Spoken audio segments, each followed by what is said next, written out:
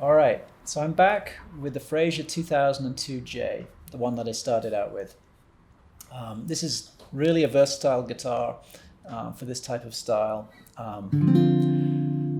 You can't go wrong. It's just got a lot of nice separation between the bass line and the melody. I really like it a lot. So what we're going to do to finish up is try our hand at just improvising, and to a point where we're trying to accompany ourselves. So remember, we're keeping it simple. We have just a bass line going on and a melody. And if we have space, we can put in a middle, a little chord, stab, or just an additional note. But the thing I'm trying to do, and this is definitely a work in progress for me, is to get to a point where you're playing in time and you're accompanying yourself. So what we're going to do is play like a cyclical pattern. So we had a 2-5-1 before, and we're just going to have a little turnaround on that, and we'll add the 6th chord. So remember, this D was the 2, D minor was the 2, G13th is the 5, C is the 1, and then if we add an A7 sharp 5, which is a nice chord. So if you have the C major 7th, and if you want to go back, you want to get back to that D. So the notes that I'm playing are A, G, C sharp, and F. It's got a really it wants to go somewhere, right? And it goes back to the D minor 7th.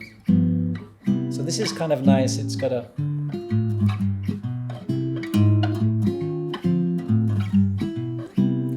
it just goes over and over. So you can think of this as like a little loop that you're trying to create the illusion of that loop, and you don't want to have a looping pedal, so you want to be doing the loop yourself each time.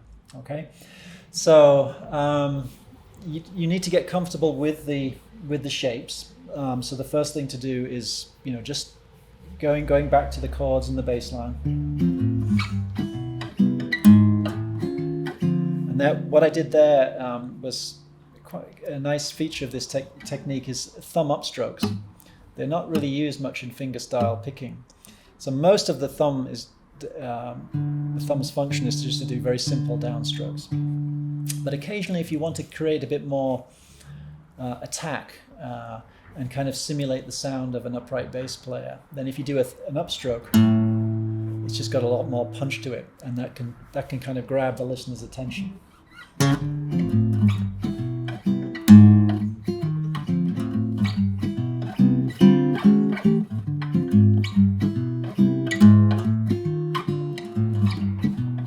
So there, I would just be that would be how I would accompany, let's say, someone who is playing a solo over those changes.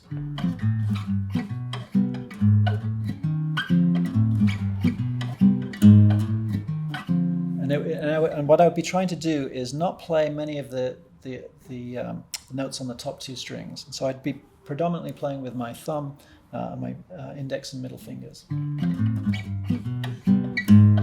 But I'm just playing the role of accompanying there.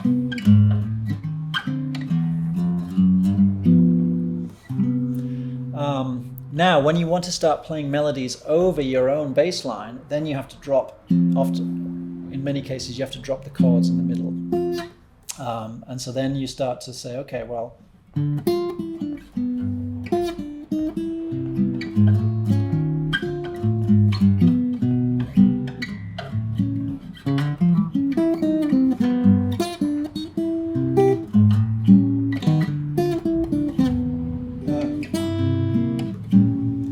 so to get to that state, and I'm still, very much trying to get to it myself. You've just try to start with just think about the bass line and the melody. And just plonk that bass note down where you would naturally be going. wouldn't actually be hitting the chords on that beat, on that downbeat.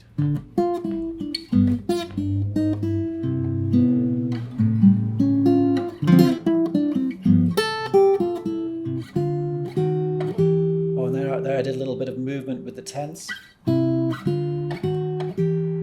And so then I'm moving away from my root position, so I'm up here, so I could start playing in this position up here.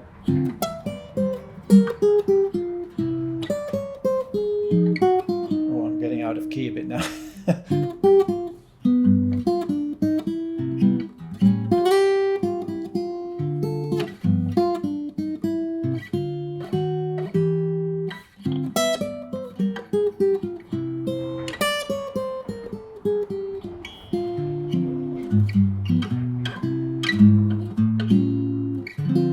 But you can see that you know, you're only really limited by your own imagination, and you know, what you're comfortable with on your fingers at your own level of skill. And so I'm very much in the stage of exploring this myself. Every time I pick up the guitar, I go through this exercise and just try to find new ways of getting through those changes.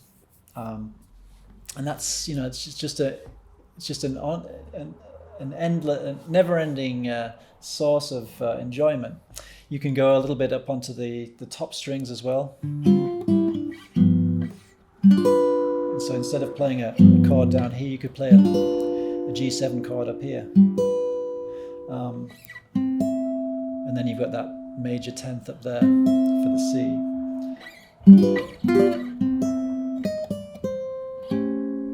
And so then I'm at that A.